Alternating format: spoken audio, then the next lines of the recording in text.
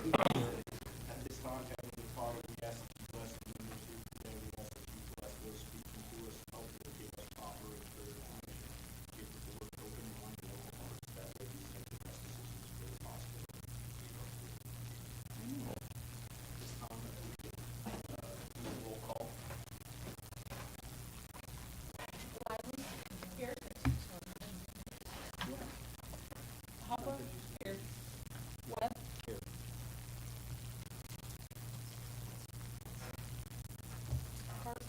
Van Zandt. Here. Sorry. Yeah. Fine by me. I give at this time we're going to do a swearing in the city of the trustee. Who does the swearing? What I would strongly suggest you do is you just hand it to her and let her read it. I love that idea. And then let her sign it. I, Michelle Ford, do solemnly swear or affirm that I will support, obey, and defend the Constitution of the United States of America and the Constitution of the State of Ohio, and that I will not knowingly receive, direct, or indirect money or other valuable thing, formal or non-formal, or duty pertaining to my office, other than the compensation allowed by law. I further swear or affirm that I will faithfully discharge my duties as trustee of Mangum City Hospital to the best of my ability. Perfect. I'd like to welcome Michelle Ford as a new member, as a new trustee on the Mangum City Hospital Authority.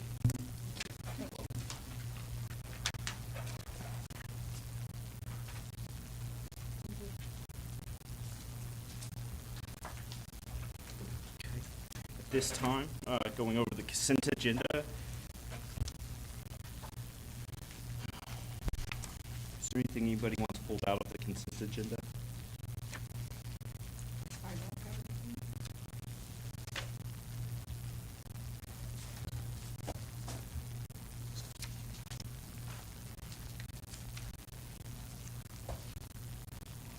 I just have a question. I don't know that it has to be pulled out. Okay, let's go.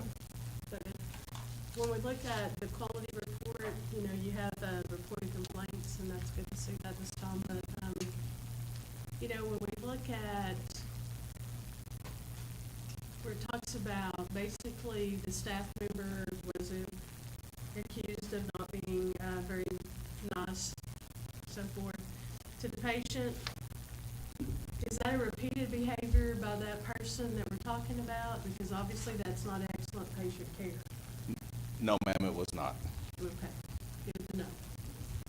Yeah, because I couldn't understand if that was a repeated behavior, why we would still just educate and keep No. rolling on with that. Perfect. That was it for me on that. Okay.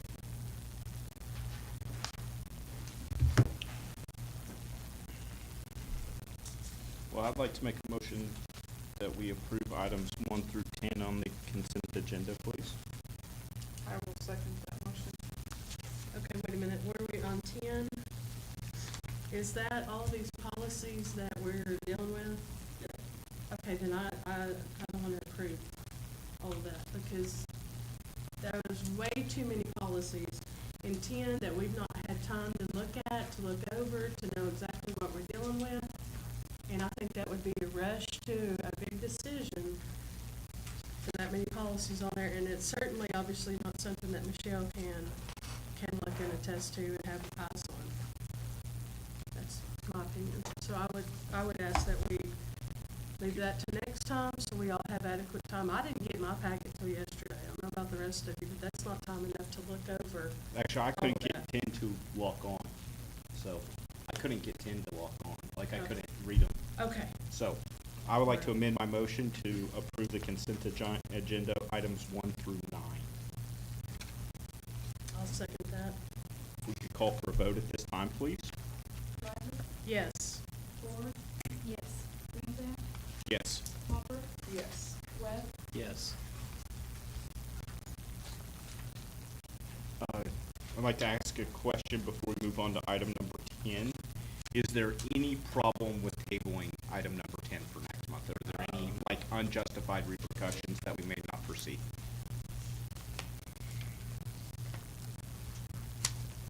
No, because this is just the administrative manual. So that's not, I mean, it's just stuff, the way, HR stuff that we handle in the facility. And address things, there's nothing like how we table that for the next one. So are we just approving a new, HR? Well, it's. Manual? It's an HR manual, yes, an administrative manual for us. Okay. But there are some changes to the policies, so if y'all need to table it too, so y'all can review it, that's perfectly fine. It's not going to hinder patient care at all. Actually, the last three we do need, I'll take that back, which is the immediate use IV compound skills competency, the IV compounding for immediate use and preparation area. Those are new policies that we have to have for 340B compliance. And then the critical lab values, we did not have one for our lab, so it's one of those things that we do need to get in there. It is a one-page kind of thing, but if y'all need to wait to review those, that's understandable. Do you have those policies? Because they weren't included in our, I didn't see the intravenous ones either, so I had They should have been uploaded to that shared drive that y'all have access to. do we know about roughly what page that was on? Because that was one. It would have been like the last page. The last, the critical labs would have been the very last page. Yeah. And then the two above it, I think each one of those were 5 pages apiece. Where'd you get that? Well, I ran it off. Just, But like, okay, but I didn't see. I didn't get it on see mine it. either. Yeah. okay. On my packet. All right, either. well, then that tells me right there, we got issues that we really don't need to say, hey, yes, let's do this, if nobody's had the opportunity to really look at it. I realize, now, if we need to call a special meeting to get those in place, and that give everybody time to look at it, to get it, to look at it? I mean, if you had something that we could look at it and table it to the end for those three, I don't have all those policies. I did not print all those off. They're uploaded on a shared I drive. mean- What I was. I mean, they're clinical policies, Yes, they right? are. I doubt that Michelle Ford has anything to say about them, not being a clinician. Yeah. Looking at them and reading them, there's nothing that jumped out at me. Again, the critical policies was brought on by us and our medical director for this facility. It is specific to Mangum Regional Medical Center. It sets our criticals for our machines. Yeah, I know, that is something you need.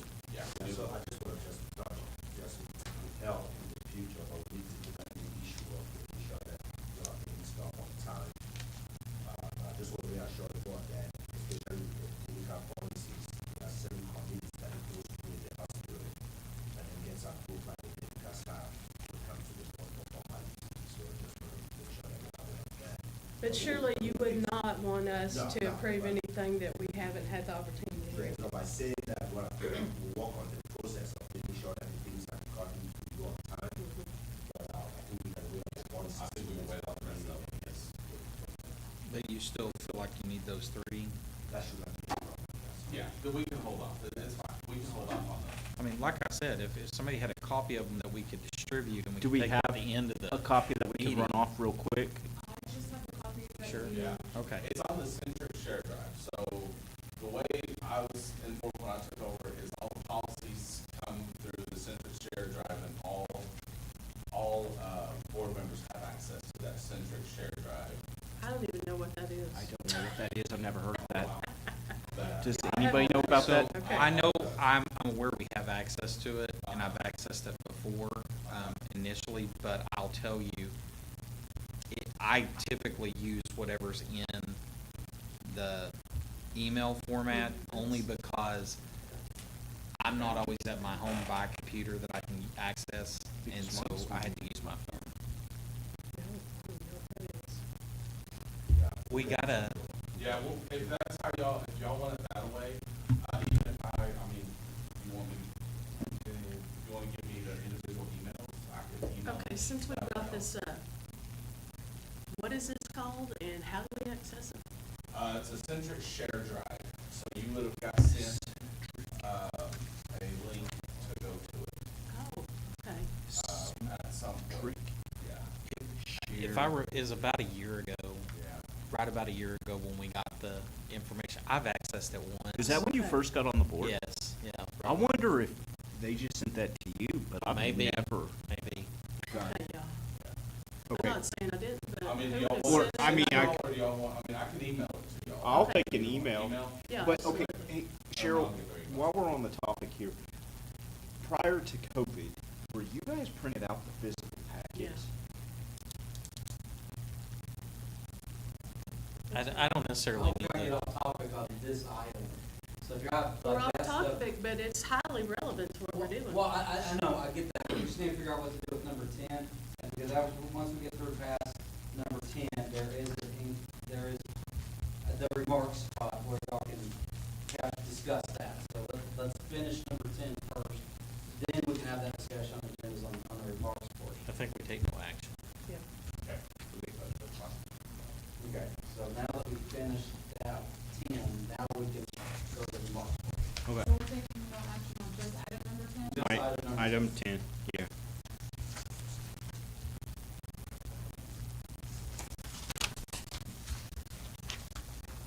Okay. And if you want to continue this discussion, I would suggest y'all go ahead and basically skip the staff and board remarks, we can have that discussion now.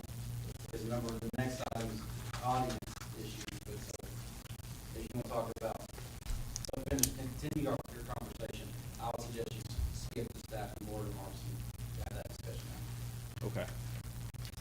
Just for some of the policies and procedures, so the CMS and the state requires that there's an annual review of every policy and procedure in the hospital, and they will provide us with knowledge from different things at this school. Yeah, so for me, I would, so same thing where I work, there's a large updated thing. So what they do is they provide the sections that are new, they underline it, they subtract out the other, so that I know what I'm looking at. Yeah, so that's why I was going with that, and, you know, we're gonna come up with a process where we can just show you all the changes. Because, Lord, we're gonna have you all this. Right. And that's what I would prefer, to see the changes. Yeah. Yeah, so like,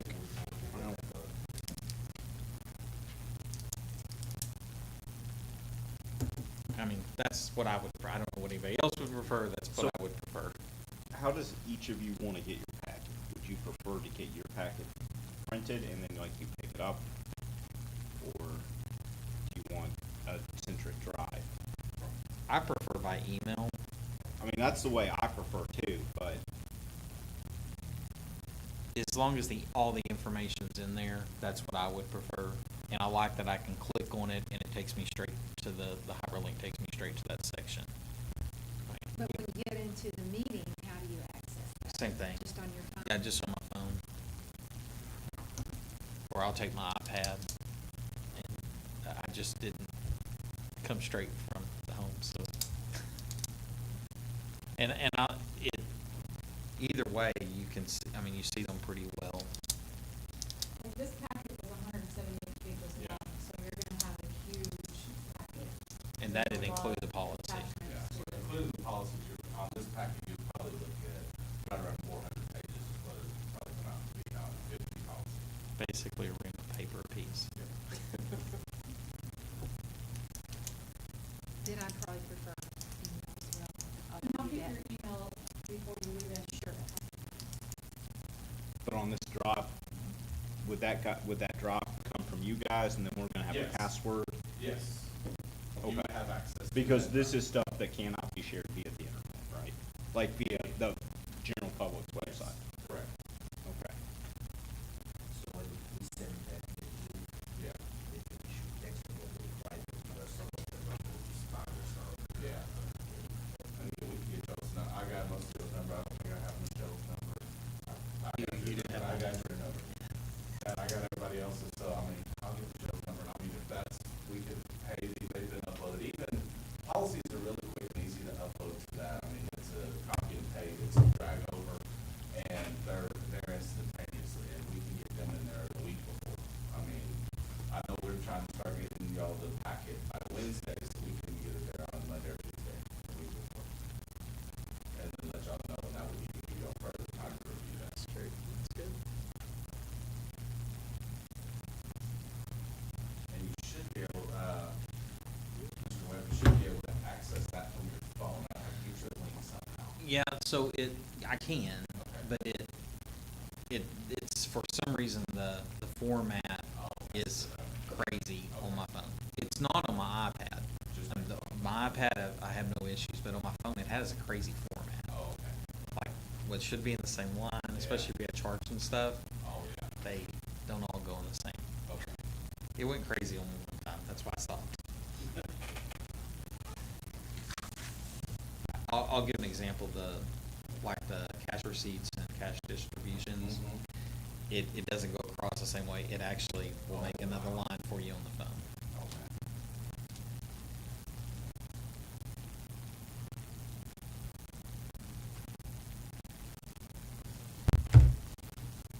Okay. Does anybody have any other discussion that we need to include here that would be a part of the board remarks?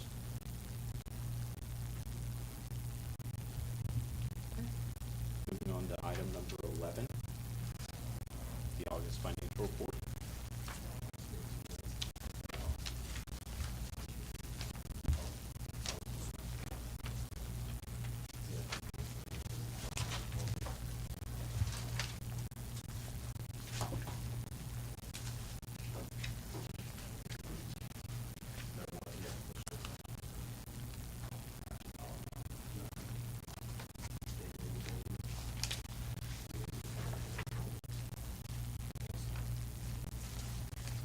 Oh, you want to see something? I got you. Okay.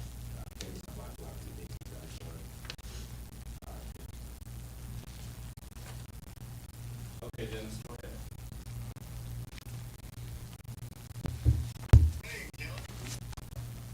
Hey, That's Carson now.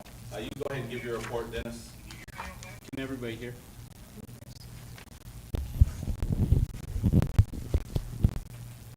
We're good for you. Okay, all right, good deal.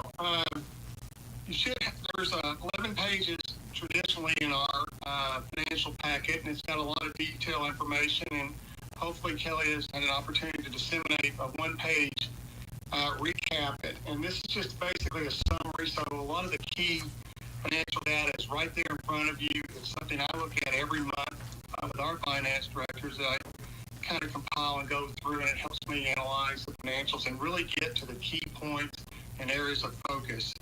So hopefully you all have that in front of you. I've disseminated it to a couple of boards already, and they really seem to like it, so hopefully you'll feel likewise. And I'll walk you through it real quick, since this is our Dennis, first time. we didn't disseminate that page since Yes. it wasn't on the agenda. Hey, Dennis, Yes. just go straight to the financial statement. That got late, so the board doesn't have that, so just go on what they have in front of them. Okay, well, I'll just hit the high notes then. Okay, for the current month, we had an ADC of 11.9.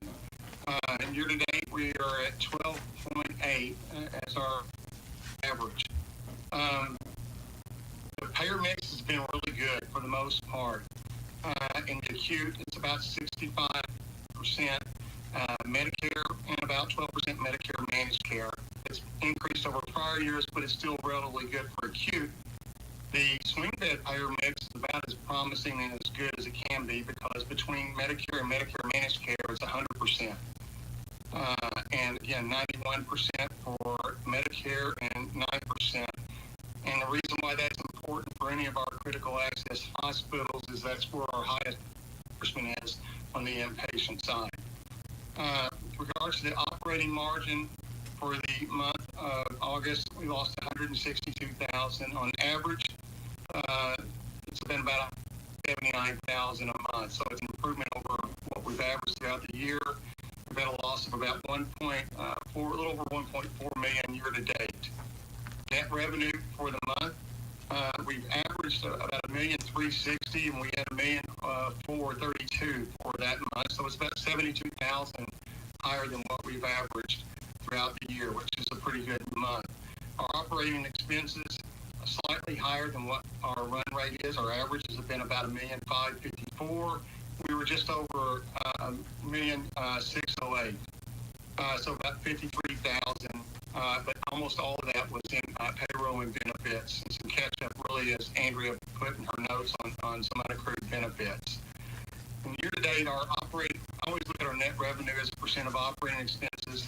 and it's approximately 89% for the month of August, and year-to-date, 88%. Patient days, overall, we had 369 for the month of August. We've averaged 390. So a little bit less than what we've averaged. Again, historically, for the year-to-date, we were 12.8 average daily census. This means our operating expense per patient day is a little bit higher than what it's been. It was 4,357 for the month of August. It's been running just under 4,000. Really, a key point and a reason why to manage your operating expense per patient day is because if that drops a lot, then you have to worry about owing Medicare money back. If it increases on a per patient day basis, then you are probably going to need to look at coordinated receivable and have that, a lot of the cash up front. Let's see, with regards to cash receipts, again, Andrea's got the schedule that she sends you every month. We had $1,601,000 for the current month. We've averaged $1,584,000, so it's about 16,000 higher than what we've averaged, but par for the course, so pretty good cash collection month. Just for a footnote, operating expenses per day, it costs us about $51,000 to run the hospital every day.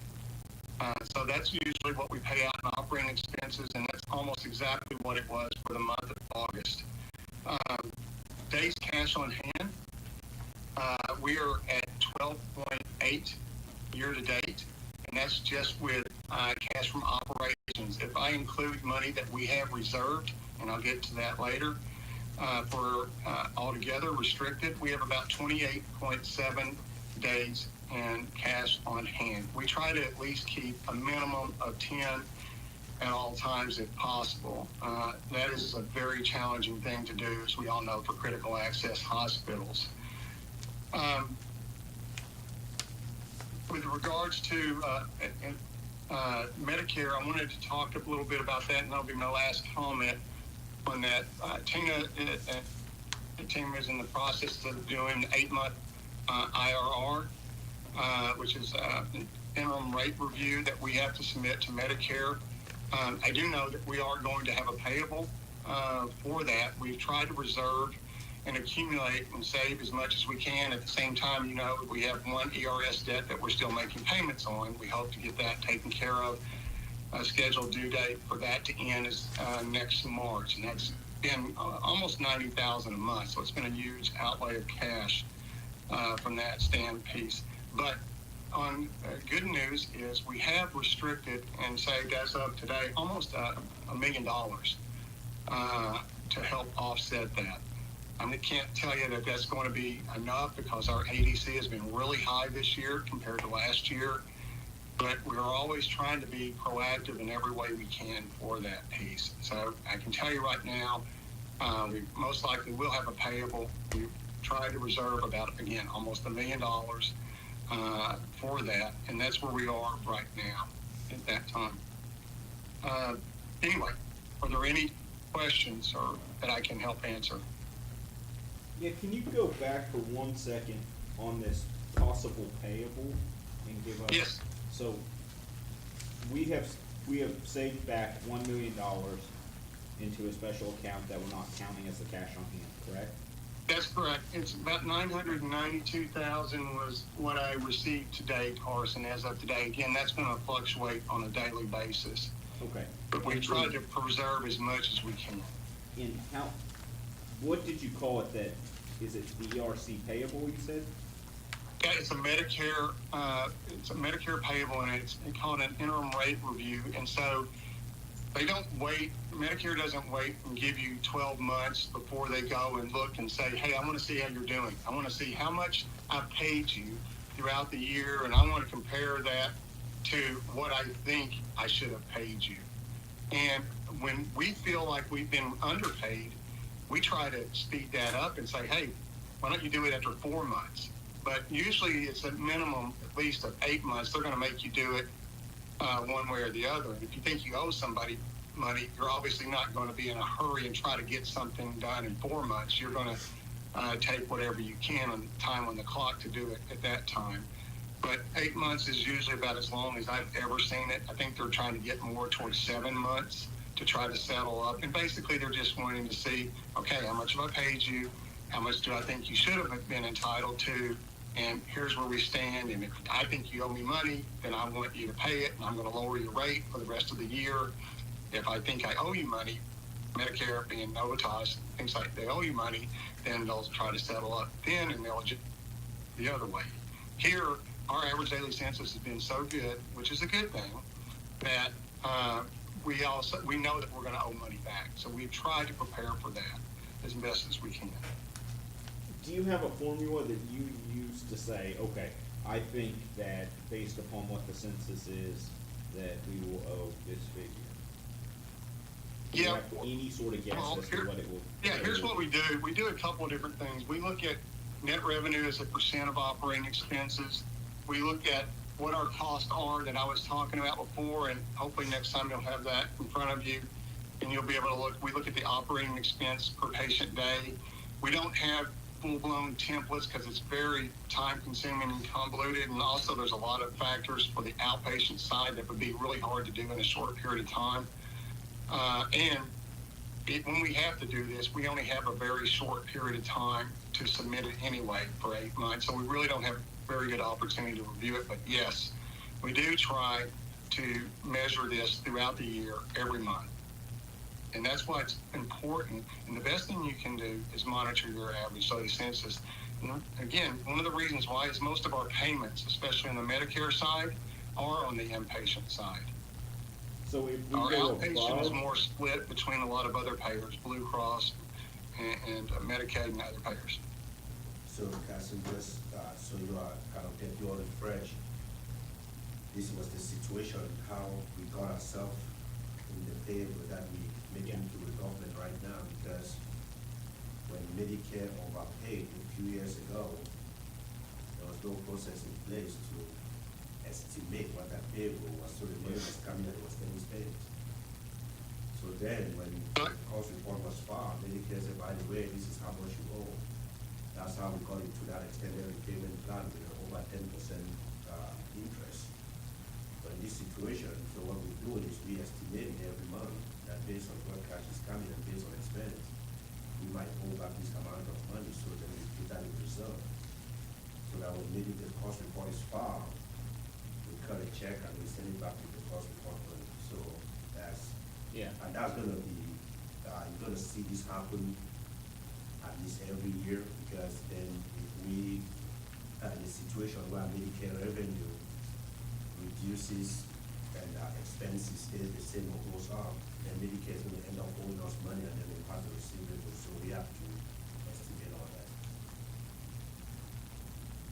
Right, and The to biggest issue when this this happens, point, when you know, have that pay, right, you don't have the money. the other- so are we thinking that we're going to have enough, or do you predict like 1.5 million we're gonna owe, if we have 1 million in the account? well, That's what- I don't have a number right now. If you put a gun to my head, I'm gonna be concerned that we probably owe more, Carson, Okay. because we've had to, keep in mind, we're still paying on something from Yeah. 2017. Yeah. We paid just about everything off, but that's over $1 million annually that we paid on that. So that's prevented us from being able to save that money along the way as well, and Yeah. yet still pay other vendors. I can tell you this, we've saved about as much as we possibly can. And the good part is, even if we do owe more than what we have restricted, it's going to be a lot lesser payment than this 89 or 85,000 a month that we've been paying off, and that will go away in March. So no matter what, we're going to be in a much better situation, I would think, from now than we were a year ago. Yeah, I mean, that's awesome. I mean, that we're thinking ahead. When do we think we will have the results of this? When will, The interim rate review, when will it actually be? I think didn't you say we're gonna start on it in October for the interim? Tina is working on it right now. It's due October the 14th to Medicare.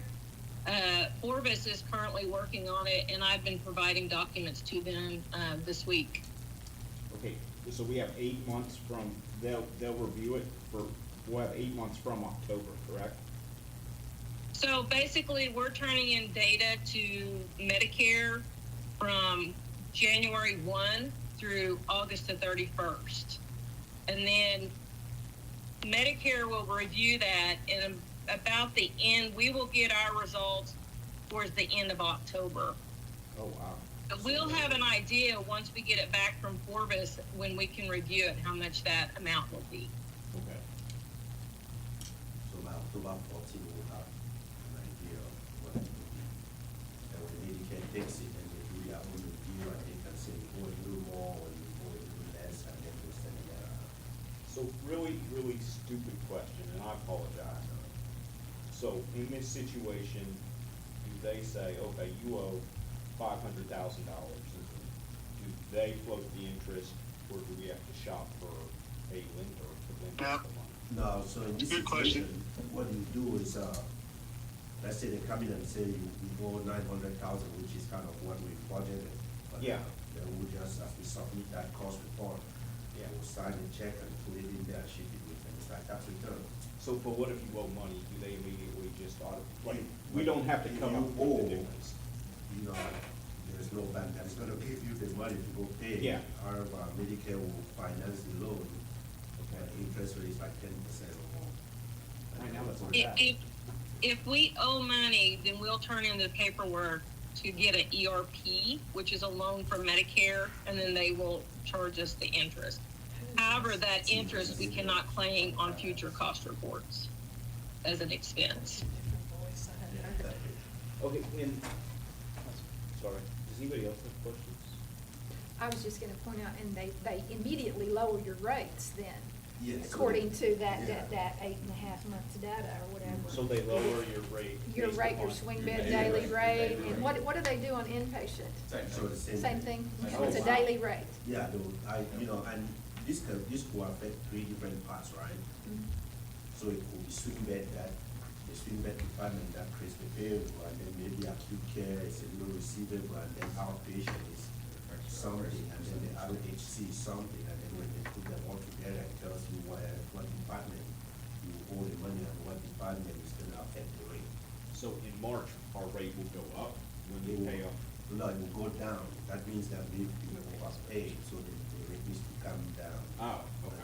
My point is that it's a double whammy, you have Yeah. to pay them back and your And- rates go down, yeah. and you get that until the end of year cost report, And you know, right? sometimes when we, like Derek was saying, is when we do a monthly estimate and we realize that we might be getting a receivable, then we could do like a 4 months cost report and get that money and get that rate increase.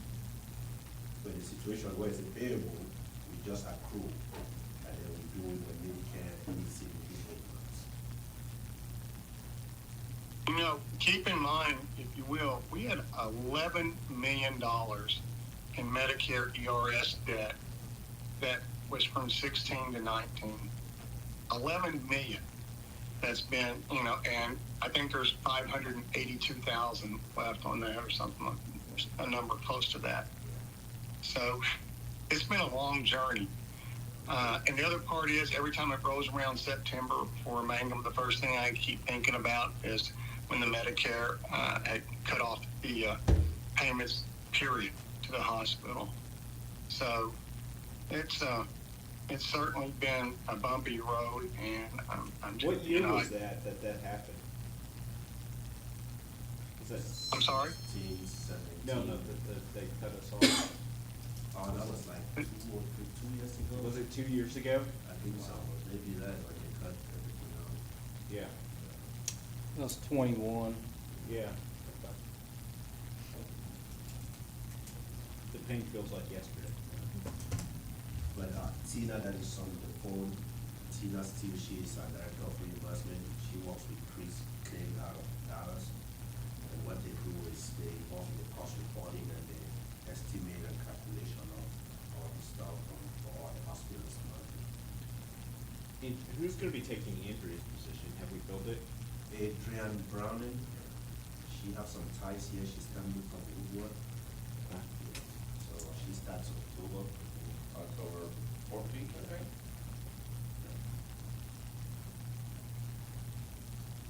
Anybody questions?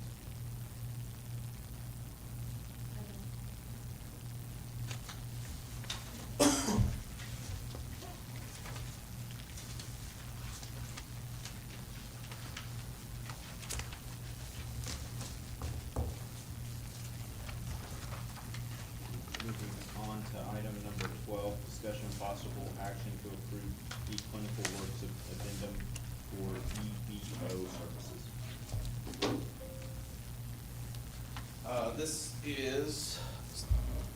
This allows the hospital, so when we have part-time providers in the clinic, we are not capturing that data for 340B reimbursement for the pharmacies.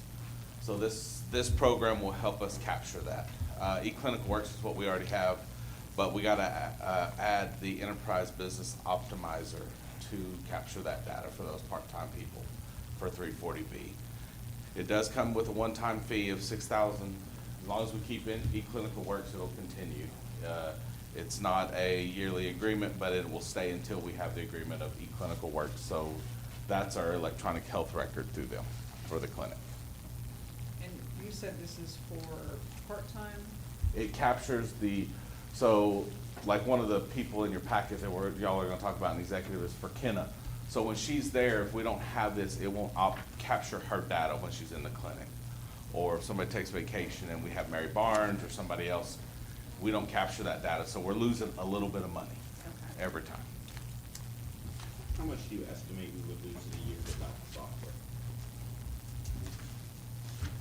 Depends on the clinic numbers. With the clinic. Yeah, it depends on the clinic numbers. So Yeah. If you're seeing 20, 25 a day, you'll make this and some. We'll save this much and some, we'll save this and some. And we'll save our customers. It does save the hospital some, but it helps save the customer some.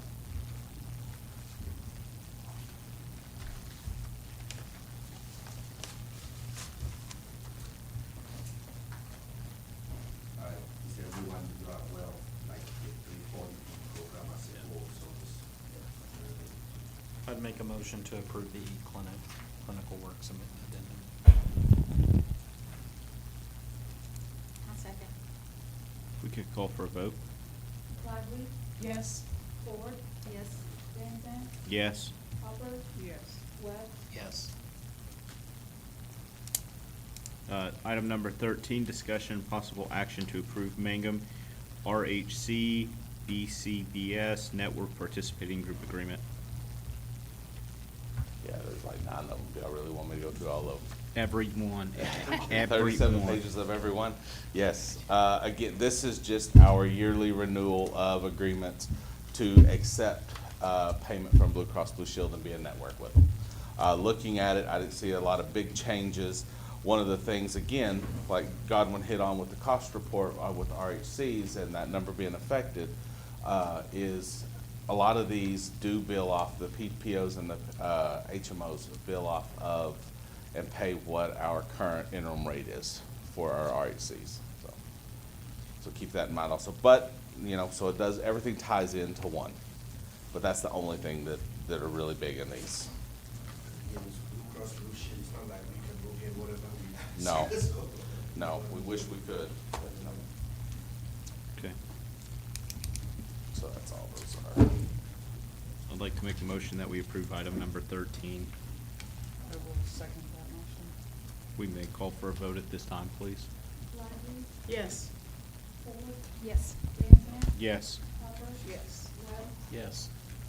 Okay, moving on to item number 14, discussion and possible action to approve Mangum Sysmex Service Agreement, quote. Yes, this is a lab analyzer that of course we have to have. It's a chemistry analyzer. This is the yearly quote that we get every year for us to, it takes care of any maintenance fees and any kind of breaking of this, of the machine. This was approved last year. I think it was the same. And when I looked at it, to go out further to say to do a 3-year agreement, the price was the exact same. Was still $8,400 a year, even if we signed a 3-year agreement with them. So I left it at a year because just in case machines break, that's what they do. So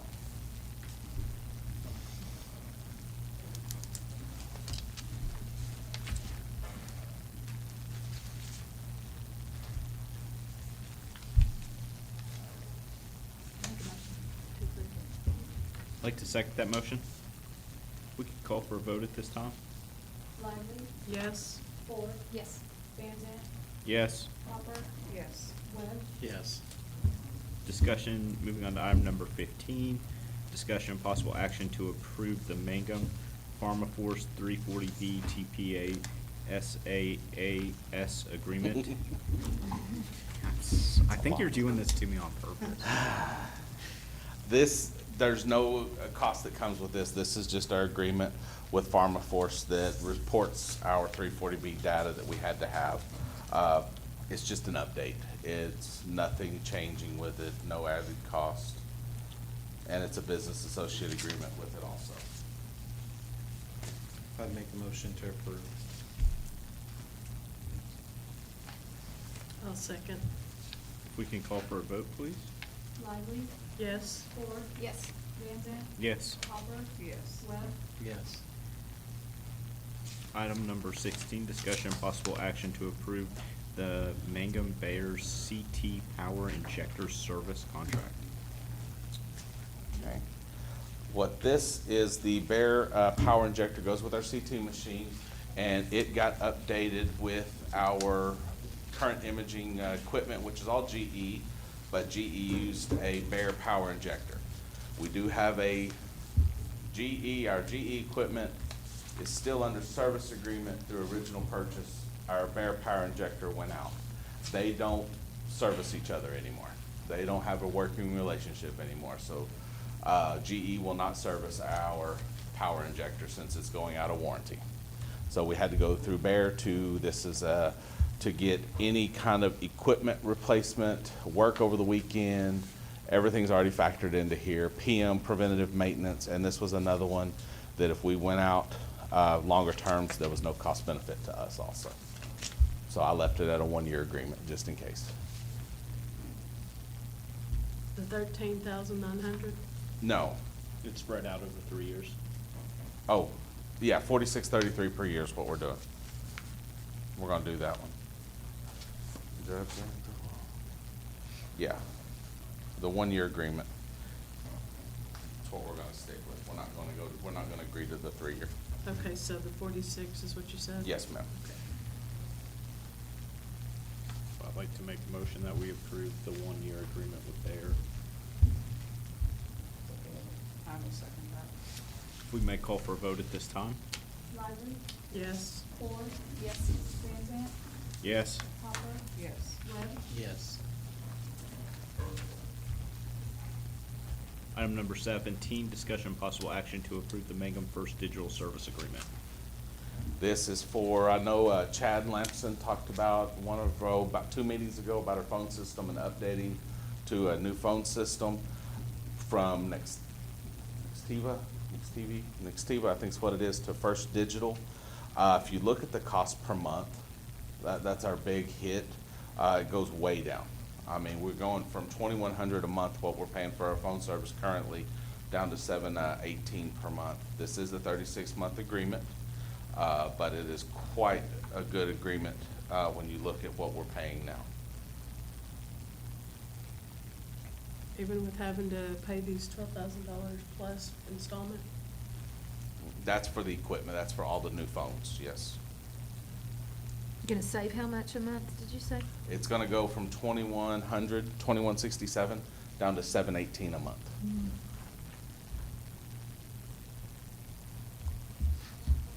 So 1 year pays for all that. Mm-hmm.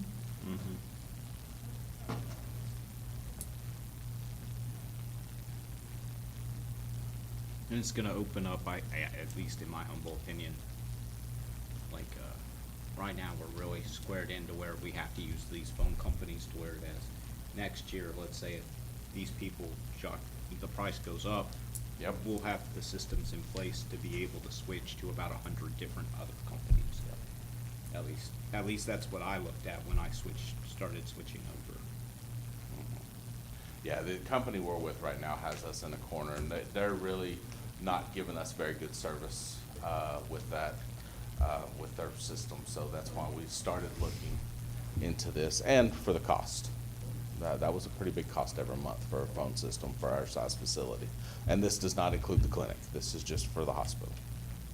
Are we switching the clinic over to the same phone system as well? I think Chad's Chad's working on that, but they're not up at the same time we are at the hospital, so. Well, I realize Chad, isn't here, but are we gonna try to have a system to where, like, let's say I'm in the clinic and I need to talk to you, instead of having to call you, I can just click a button? Yep. and Yes. it's gonna- Yep, yep. Nice, Chad, is that our new IT? That's the IT, that's Cohesive's IT director. Yes. We currently are still looking for an IT Gotcha. person, yep.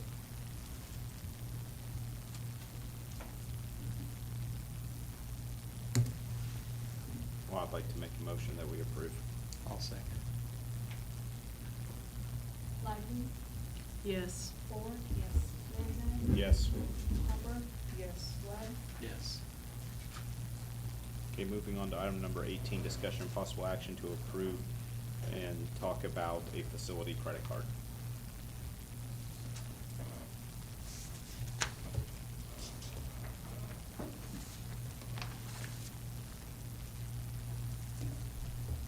So we did not, we kind of left it open to y'all on what I think y'all we just wanted. said, make sure this is on the agenda for next month Yeah, for us so we to can talk about. discuss it, Yeah.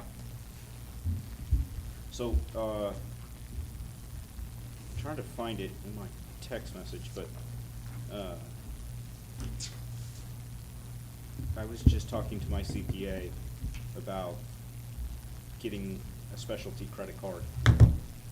It's really more like a debit card that's locked at a certain rate, so we would have Kelly approved for, let's say, $5,000 a month, okay? He cannot up that rate without talking to us. It's not on credit, it just comes right out of the bank account, so you don't owe anybody. And then we would get the bill at the end of the month that we would approve. When you have all the statement, because the reason is, there are times that, little items come up for me, so like, I go to Amazon and pick it, the staff have to use their personal credit cards to get it to me, that's not good practice, but if we have one that, at one point, I think we said we could use corporate, then we wanna kind of keep everything together, but at the end of the month, we get all their credit card statements and what they were spent for, so it's not some that we're gonna be buying here from them. No. And this will keep Mark from having to invest all his money, right? Correct, yes, it will. Well, I kinda liked Mark having a. Yeah, I know, right? Like that kinda, yeah. Like, we kinda like torturing Mark. What is about this? Max interest rate is quite cheap. Yeah, I don't like Mark's interest rate either. Or, I mean, when I looked at that credit card, I didn't like it because it was the same thing as having a debit card. To whereas, you're not drawing any of the benefits of the credit card. To where like, let's say Kelly went to go get gas for some reason, but he dropped the card. Then they're gonna spend, and then we're gonna have to get recouped out of our money, to whereas if we just get a $5,000 spending limit card that we pay every month, then if that credit card gets stolen, we're not on the hook for it. We're not having to reimburse yet. I mean, How much are we requesting? It's, our normal corporate policy is maximum 5,000 a month. That's our normal corporate policy, yes, sir. So we limit it because, credit score of the hospital, we can just go out there and just get some of the best rates that are available. So do you have a control policy? Yes. In place already? I brought it. If y'all want to take it, look at it, pass it around, that's perfectly fine. We did not attach it because since this was just a discussion, we did not upload it. But if y'all want it, it is our corporate and Mangum Regional Medical Center credit card policy. Do you mind? No, I don't mind.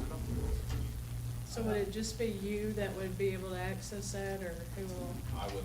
You have to approve every purchase, which is gonna stay with you, and then they get it from you, and then you approve the purchase. And then it's gonna be a line item on the balance sheet every month, so you can see what that balance is, and then itemize on what it was spent for.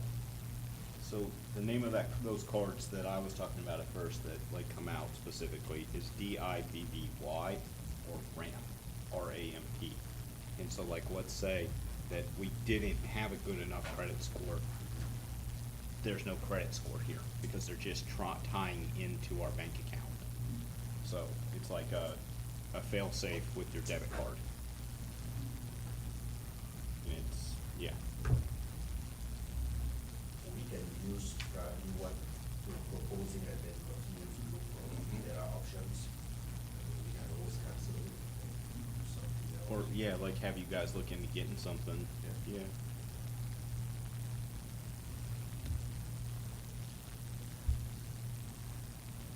There hasn't been any attempt to like get any quotes to see what an No. interest rate would be or anything at this We point, have not. correct? No, we have not. So historically speaking, I think we've shot it down up to this point because of abuse from the previous company, and that's why. But now we're re-looking at it because in the last 7 years, not having a credit card is just not feasible. Yeah, Yeah. it's Yeah, it's I mean, needed. it's very needed, I mean. Yeah. Just little things, I mean, that comes up, I mean, again, everything's gonna go through myself, and then corporate's also gonna have to approve, and I mean, anything over, we know anything over 5,000 has to come through y'all. So But- what brought all this on was they had ordered some TVs, Mm-hmm. okay? And had they just had a credit card, they could have sent somebody to Walmart, spent $250. Well, we had to buy the credit, we had to get the approval, and then we bought it, and then we had to pay some ridiculous amount on shipping. Yeah. To whereas with this card, we're not gonna have to. Yeah, we could've picked them up, brought them. That, or they could have gone on Amazon and said, oh no, Walmart's this, let's get them on Amazon. Correct. And then basically, it would be a part of the finance on monthly, and then we just approve the repayment of the credit card every month. And then, from my understanding, the chairman gets the airline miles.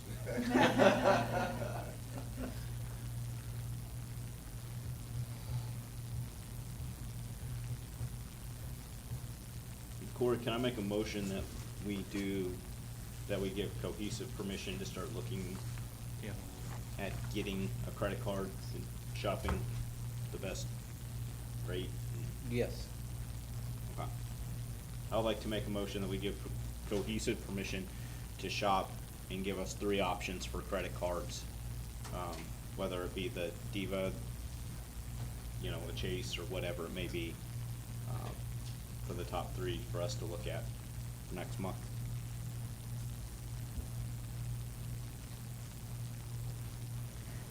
I'll second your motion. We can call for a vote at this time? Lively, Yes. Ford, Yes. Stanton, Yes. Hopper, Yes. Webb. Yes. Okay, moving on to item number 19, the quality report audit. So, we did, corporate compliance come down, corporate quality manager come down and reviewed our, quality program. And this is just a quick, point section that corporate gave to me to kind of talk to y'all about. So we understand y'all brought some concerns on accuracy and reported data. Again, what we did is we brought our quality manager down to review that. She did look at that, looked at current data, looked for any patterns and trends and did not identify any.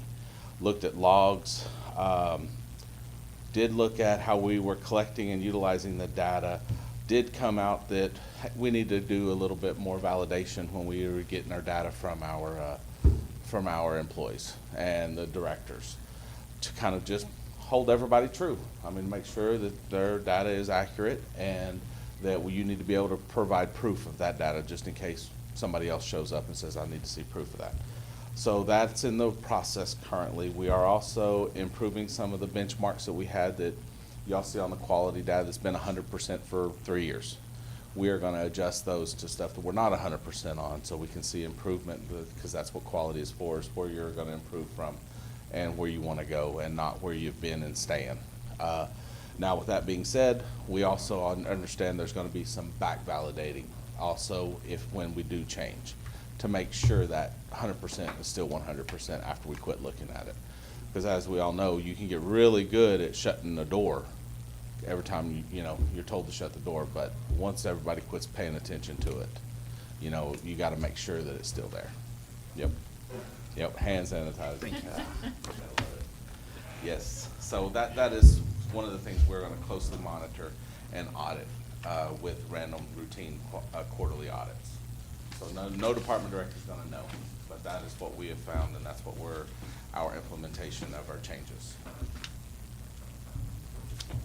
It's called integrity You're correct. It does, it on is. all levels, all levels. Sorry, I'm stealing your form. Why? Because I just decided I need a credit card form. Oh, Lord. I think that's theft of intellectual property. I know, right? It ain't now.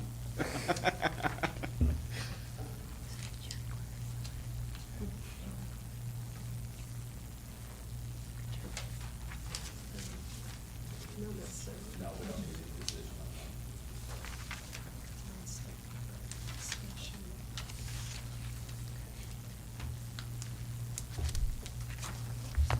that. Okay, no action needed on that one, is that correct?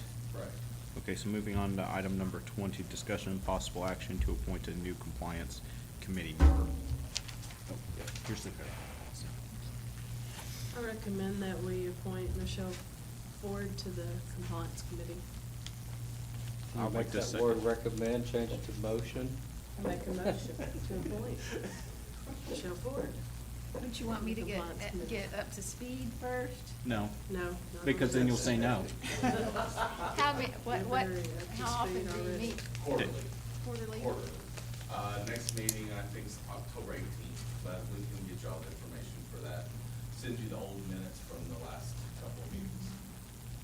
Or we can connect with Chief, who is our compliance officer, to maybe spend some time with you. And Lisa's the other one. Yeah, Oh. this is the other compliance. Okay. I will second that motion. If we could call for a vote? Lively, Yes. Ford, Yes, I guess. Van Zant, Yes. Hopper, Yes. Webb, Yes. Moving on to item number 21, discussion and possible action to grant Crispin Ogama and Todd Williams to view only Mangum's operating and AR PA accounts with Sovereign Bank due to Andrea Snyder no longer being with the organization. So Todd Williams is one of our director of finance. He's covering for us that and will oversee here until our new person starts. Crispin is been with us for forever. So this is just the only access so they can reconcile their accounts until we get Until what was her name again that's gonna come in? Adrian Bowman, and when she's dead, we will have her, but it's still good to have like a second person there. Just in case they're on vacation or something happen, like with Adrian, they can step in. Okay, so who's currently on there besides Andrea? I think it's the same thing. Oh, okay. I thought Dennis had look-only access If you to only Yeah. still. I thought he had view only. He doesn't really use it as Yeah. much, but So you're recommending that Todd or Crispin has access to more than read-only? No, just. No, just Okay, just all view right, only. Yeah. view only, excuse me. Yep. I'd make that motion. I'll second it. We may call for a vote. Lively, Yes. Ford, Yes. Van Zant, Yes. Hopper, Yes. Webb, Yes. Moving on to item number 22, discussion and possible action to approve resolution 2023-09-26 to remove Andrea Snyder from all accounts. I'd like to make the motion that we approve. I'll second that. If we may call for a vote at this time, please. Lively, Yes. Ford, Yes. Van Zant, Yes. Hopper, Yes. Webb, Yes. Okay, moving on to, the approval of hospital privileges and credentials and contracts.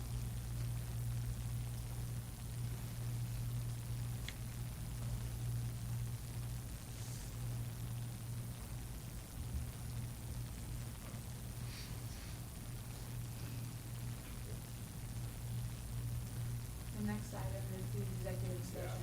executive session. You don't have to go in executive session.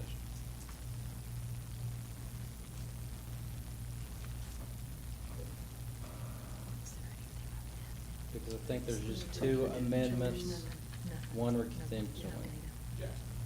So it's really no new agreements, it's just amendments to the previous professional service agreement.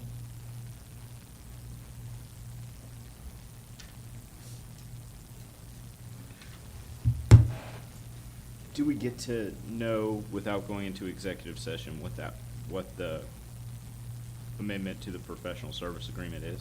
Or which one? There's two of them. There's two of them? Yes. Can we see both of them?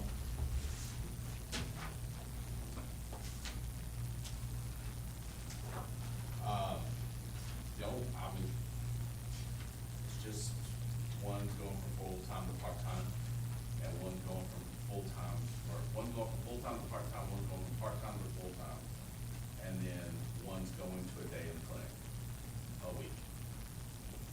Who's going from full-time to part-time? Full-time to part-time, Sarah McDade, part-time to full-time, Jeff Brand, and the clinic is, Kenneth.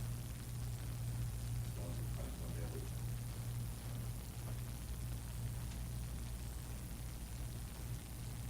So you say Jeff Brand's going from part-time to full-time? In the emergency department, yes.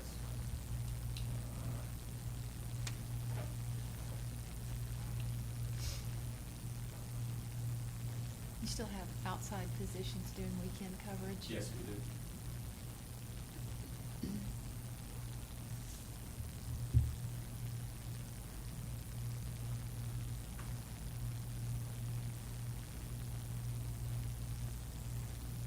We want to move on to.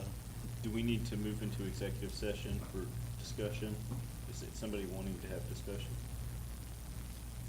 Okay, I just want to make a motion that we approve all of the privileges and credentials and contracts. I'll second. This time, if we can have a vote, please.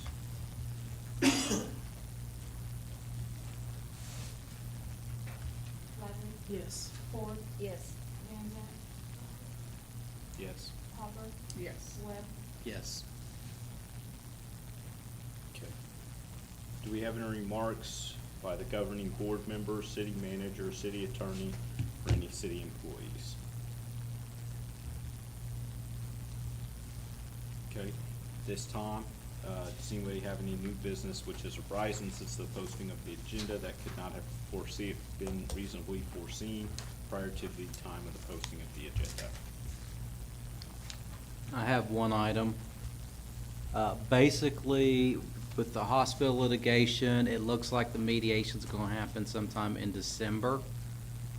So y'all gotta think about which one of y'all wants to go sit through that. Or who you wanna appoint to go sit through that. Can we appoint you? I'll be there anyway. It's either gonna be the 18th or the 21st. So you have till the October meeting to decide. Merry Christmas. I'm pretty sure I have to watch the fleas on my dog that day. I cannot be away, so.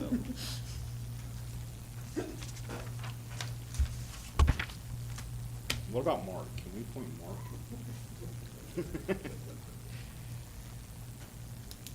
I mean, we'll go in more detail about it. I don't want to talk too much about it in open session, but essentially you just need to have somebody that can more or less say, this is the settlement, and then have it approved at the board. So the board as a whole will still get to approve it, but whoever you send to the mediation will have settlement authorities, basically what you're going to do.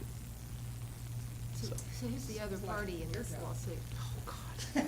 Dude, I've done mediation before, and it's literally like I've wanting done to that. stick a dagger. Okay. But if I have to go, I'm down to go. But I will tell you right now, I live in a world in which I get stuff canceled or I'm pulled out of rooms and have phone calls to where I have to go. So. But I'm happy to do it if necessary. But you'll be on call for me. Sure. Okay, I'd like to make a motion that we adjourn. I'll second. We can call for a vote. Lively, Yes. Bullock, Sure. Van Zant, Yes. Hopper, Yes. Webb, Yes. Alrighty. That's from, we have to provide that to you. What's that? Oh, good, I want that. Yeah, I want nothing about it. I was like, wait, what? Boy, now after seeing like Lisa's book here that she found, know, right? I'm like, fully jealous. Okay, that's the resolution.